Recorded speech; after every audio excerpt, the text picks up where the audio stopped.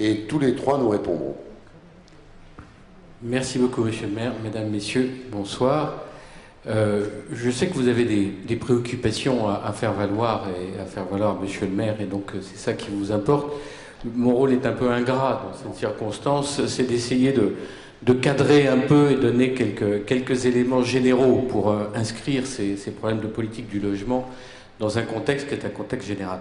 Alors, je ne vais pas partir de la planète, je vous rassure tout de suite, mais enfin, je crois qu'il est important de savoir que nous sommes dans un pays où nous connaissons depuis l'an 2000, en gros, un regain démographique, et démographique au niveau des ménages, qui est extrêmement important.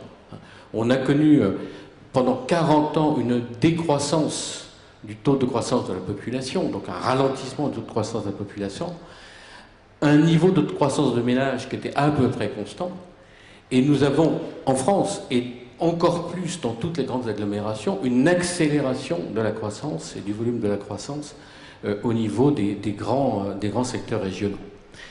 Sur la région Île-de-France, en particulier, on a mesuré qu'aujourd'hui, on construit à peu près 40 000 logements, alors qu'il y a 45 000 ménages de plus qui se créent chaque année. C'est-à-dire qu'on est dans une situation, dans une région complète, de laquelle Paris ne peut pas s'extraire. Ça pèse forcément sur ses équilibres et sur sa manière de voir les problèmes. On est dans une logique où aujourd'hui, on réaffecte, et quelquefois c'est pas un mal des logements vacants, mais on réaffecte aussi des résidences secondaires. Merci les baby-boomers qui vont maintenant habiter dans la résidence secondaire quelque part, mais qui gardent les pieds-à-terre à Paris, qui deviennent des résidences occasionnelles, qui se multiplient et qui ne sont pas des résidences principales. Donc on a une pression qui est extrêmement forte au niveau démographique, que l'on n'avait pas connue, encore une fois, il faut en être très conscient, pratiquement depuis 1990 et avant. Dans ce contexte-là, on a une région dans laquelle Paris, au niveau du parc de logements qu'elle offre, est à peu près constant.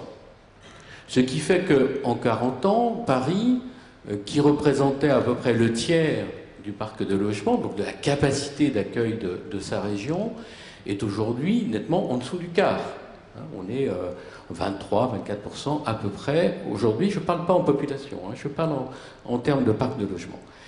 Et Paris conserve toutes les responsabilités de la centralité, toute la pression liée à la centralité. Donc ce n'est pas parce que Paris a une population qui recroît un peu, monsieur le maire, c'est vrai, mais un nombre de ménages qui reste à peu près constant, un nombre de logements qui reste à peu près constant, même s'il a remonté dans ces dernières décennies, ce n'est pas parce que Paris est à peu près constant qu'il ne subit pas une pression de l'extérieur qui est extrêmement importante. Et qui est d'autant plus importante que le marché a tendance à s'unifier, à se densifier, et que les problèmes de Paris, de la première couronne, deviennent des problèmes qui s'interpénètrent, qui doivent être pris collectivement. Donc, la pression sur se loger à Paris, du fait que Paris conserve des atouts, des capacités à attirer du monde et une attractivité naturelle qui est extrêmement forte, est bien sûr considérable du fait de cette croissance démographique qui atteint la région. Alors, Paris ne peut pas tout résoudre. On sait très bien la spécificité de Paris. Aujourd'hui, la spécificité de Paris, c'est quand même de loger des gens qui se logent en locatif. Aujourd'hui, l'accession à la propriété à Paris est devenue extrêmement compliquée. C'est les phénomènes de centralité. Le centre de Toulouse ou de Bordeaux ou de Lyon ont les mêmes phénomènes. Paris doit assumer une fonction qui est une fonction de logement de gens qui viennent travailler pour exercer des fonctions de services, et de services liés à la centralité, liés au rôle historique de Paris, liés au rôle touristique de Paris, mais ce n'est pas un lieu où on veut forcément acheter son logement pour installer une famille, etc. Alors, il en faut bien sûr, mais il faut bien prendre conscience que le problème de Paris, c'est sa pression locative, et sa pression locative avant tout. De ce point de vue-là, je vais revenir sur les valeurs, mais quantitativement, il faut savoir que Paris se positionne bien du point de vue du parc social. Du point de vue du parc HLM, quand on compare Paris, dans laquelle c'est extrêmement difficile de répondre à la demande sociale du fait d'écoute, nous avons un parc de logement social, environ 17%, on parle de 20, mais parce on ajoute avec les scènes également qu'ils peuvent avoir, mais on a 17%. Il est en croissance très légère depuis 10 ans, alors que du fait de la croissance de la région parisienne, tous les départements de la région parisienne ont le pourcentage de leur parc social qui a diminué en 10 ans. Alors je ne parle pas de la Seine-Saint-Denis qui était à 36%, qui est passé à 33% dans les 5 dernières années, mais tous les départements ont un poids du logement social qui a diminué. Il n'y a que Paris qui n'a pas diminué. Mais cette diminution du poids, c'est autant de pression de la demande supplémentaire qui vient aussi s'exercer. Donc il y a un poids très très fort, et quand on a à loger un certain nombre de gens qui viennent travailler dans Paris et qui n'ont pas des revenus qui sont des revenus très importants, on doit trouver une solution qui est une solution de proximité. On ne peut pas condamner les gens à avoir des migrations alternantes, des coûts de transport, des budgets annexes au logement qui sont considérables et qui les ruinent. Donc il y a une première priorité, c'est maintenir un effort sur le logement social important à Paris, car ce n'est pas les autres communes qui peuvent le résoudre, du fait de la pression qu'elles ont et du fait des phénomènes de migration alternante qui risquent de devenir ruineuses pour les ménages. Ça, c'est le premier niveau, et on voit que Paris, là-dessus, statistiquement, je ne suis pas là pour donner des compliments, mais que statistiquement, Paris se situe à un très bon niveau. La moyenne du parc de logement en région parisienne, c'est 20%, pas plus.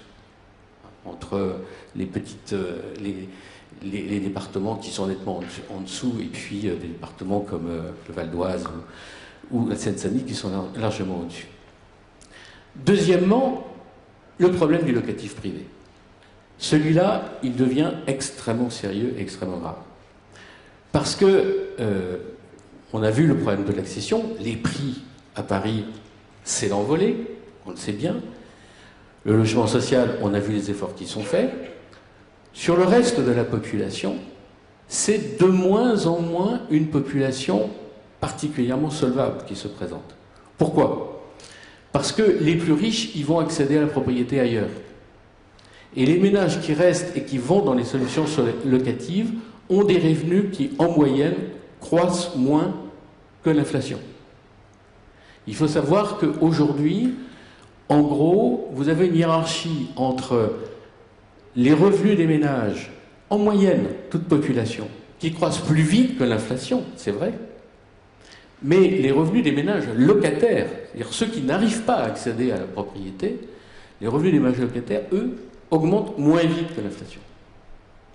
Et comme les loyers, sans s'emballer autant que les prix, il faut voir les choses en face, hein. C'est vrai que les loyers, je ne veux pas dire que les loyers sont pas chers, mais la progression des loyers, relativement à celle des prix, est relativement mesurée. Les loyers augmentent aujourd'hui à peu près comme la moyenne des revenus français. Ou parisiens, excusez-moi, je parle de France, mais c'est la même chose pour la région Île-de-France.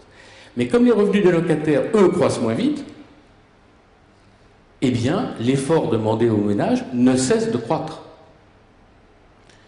Et donc, on enregistre à Paris aujourd'hui une dérive des taux d'effort, qui en gros est mesurée de 2 à 3 points de taux d'effort. Donc le taux d'effort, c'est l'effort du loyer que payent les gens pour se loger par rapport à leurs revenus. Eh bien, on a une dérive régulière et qui est de 3 points sur près de 10 ans sur la région Île-de-France et sur Paris également.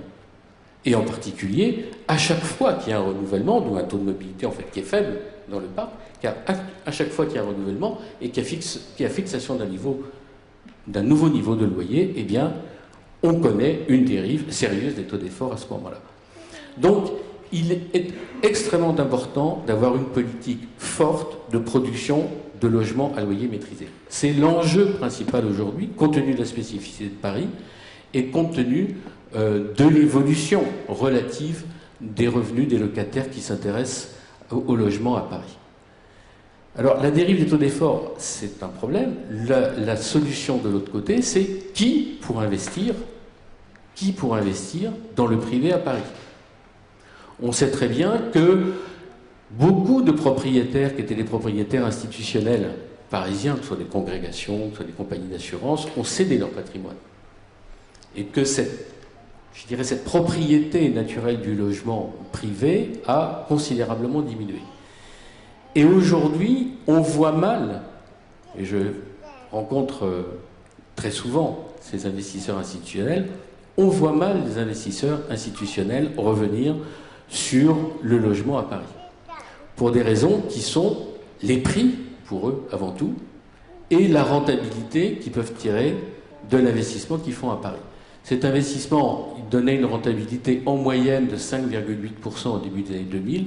Il donne aujourd'hui à peine plus de 3,5% compte tenu des prix et compte tenu des loyers qui sont praticables. Donc on est dans une tenaille entre des loyers qui ne peuvent pas augmenter beaucoup plus vite parce que sinon les taux d'effort des ménages deviendraient totalement insupportables, et la plupart du temps ils le sont aujourd'hui, et des propriétaires susceptibles d'acheter pour devenir propriétaires bailleurs et développer le parc locatif privé à Paris, qui ne trouvent pas aujourd'hui les rentabilités suffisantes. Donc il n'y a pas de réelle solution s'il n'y a pas un effort collectif, public, qui se fait pour produire du logement intermédiaire à loyer maîtrisé, c'est-à-dire à travers les organismes sociaux, je ne dis pas du logement social, mais à travers les organismes sociaux, à travers des sociétés d'économie mixte, à travers des filiales d'organismes sociaux qui pourraient se consacrer prioritairement au logement locatif intermédiaire. Voilà le diagnostic. Je ne veux pas être trop long. Je rajouterai juste une petite chose sur la notion du Grand Paris. Je l'ai évoqué 2 secondes tout à l'heure, mais Paris, jusqu'aux années 20, a toujours changé ses frontières. Paris n'a pas eu un territoire qui a été un territoire constant au cours des siècles.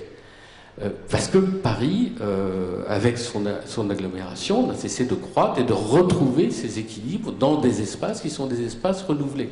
Et à chaque fois, il a fallu traiter le problème sur des territoires qui étaient des territoires en évolution.